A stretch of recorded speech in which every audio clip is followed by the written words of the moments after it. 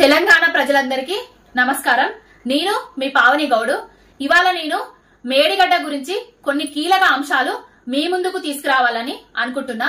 అధికార కాంగ్రెస్ పార్టీ తన నీచ రాజకీయాల కోసం మేడిగడ్డను ఏ విధంగా వాడుకుంటుంది, మేడిగడ్డపై కుట్ర చేసి తెలంగాణను ఎలా ఎండబెట్టబోతుంది, ఒకవేళ మేడిగడ్డ బ్యారేజ్ ను మనం కోల్పోతే మళ్ళీ తెలంగాణ ఏ విధంగా ఎడారి కాబోతుంది. మీకు సింపుల్ గా కొన్ని విషయాలు చెప్పే ప్రయత్నం చేస్తా.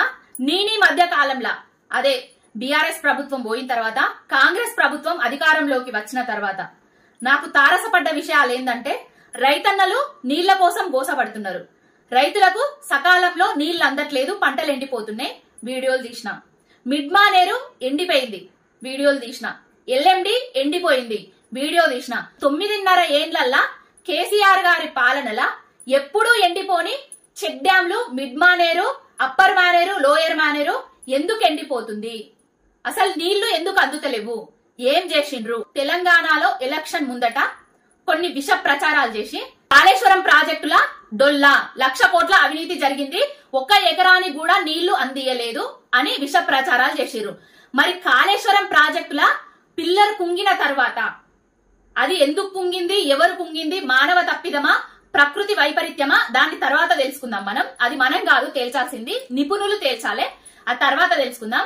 కానీ అక్కడ ప్రాజెక్టుల పిల్లర్లు కుంగితే ఇక్కడ మిడ్మానేర్ల నీళ్ళు ఎందుకు వస్తలేవు, ఎల్ఎండీల నీళ్ళు ఎందుకు వస్తలేవు, చెరువులు ఎందుకు ఎండిపోతున్నాయి, చెక్ డ్యాంలు ఎందుకు ఎండిపోతున్నాయి, పంటలు ఎందుకు ఎండిపోతున్నాయి, పంటలకు సకాలంలో నీళ్ళు ఎందుకు అందిస్తలేము? ఒక్కసారి ఆలోచించుర్రి. ఇన్ని రోజులు వచ్చింది మనకు కాళేశ్వరం నీళ్లే. మనకు ఈ కాంగ్రెస్ బీజేపీ నాయకులు కలిసి కాళేశ్వరం మీద తప్పుడు ప్రచారాలు చేసిండ్రు, కానీ అవి ఇక్కడికక్కడ ఎండగట్టలేకపోయినాం. ప్రతి చుక్క ప్రతి బొట్టు ఒడిసి పట్టి తెలంగాణకు జీవనాధారం కాళేశ్వరం ప్రాజెక్టు. అది సత్యం.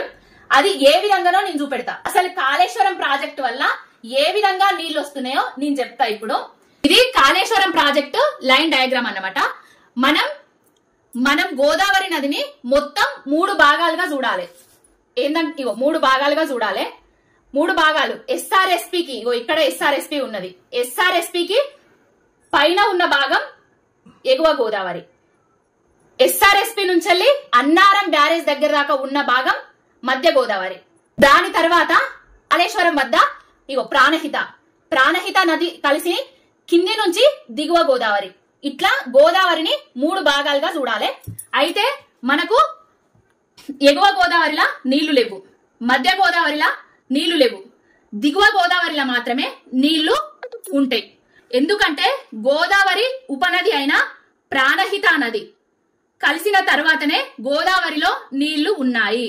మహారాష్ట్రలో పుట్టిన ప్రాణహిత నది జయశంకర్ భూపాలపల్లి జిల్లాలోని కాళేశ్వరం వద్ద గోదావరి నదిలో కలుస్తుంది.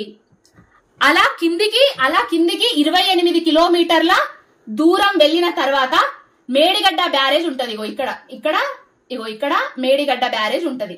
అంటే ప్రాణహిత నది నుంచి వచ్చే నీళ్లు మనం వాడుకోవాలంటే మేడిగడ్డ బ్యారేజ్ నుంచి వాడుకోవాలి. ఇక్కడ ప్రాణహిత నుంచి వచ్చే నీళ్లను మనం వాడుకోవాలంటే ఇక్కడ మేడిగడ్డ బ్యారేజ్ నుంచి వాడుకోవాలి. ప్రాణహిత నీళ్లు తప్ప పైన ఎగువ గోదావరి, మధ్య గోదావరిలో నీళ్లు లేవు. మేడిగడ్డ బ్యారేజ్ అనేది చాలా ఇంపార్టెంట్. అలాంటి మేడిగడ్డపై కుట్ర చేస్తున్నారు ఈ దిక్కుమాలిన కాంగ్రెస్ నాయకులు. ప్రమాదాలు అనేటివి సర్వసాధారణం. మేడిగడ్డలో జరిగిన ప్రమాదాన్ని సరిచేసుకొని తెలంగాణకు నీళ్లివ్వాలి, కానీ వానాకాలం వరదకు మేడిగడ్డను వదిలేయాలని నీచ నికృష్టమైన రాజకీయాలకు తెలరేపిండ్రు. ఇక్కడ మేడిగడ్డ బ్యారేజ్ వరదలో కొట్టుకుపోయేలా చేసి పైన ఇక్కడుంది చూడు, ఇక్కడ పైన తుమ్మిడిహెట్టి దగ్గర ప్రాజెక్టును కట్టి కమిషన్లు దొబ్బేయాలని చూస్తున్నారు. కేసీఆర్ గారి ఆనవాళ్లను లేకుండా చేయాలనే కుట్ర.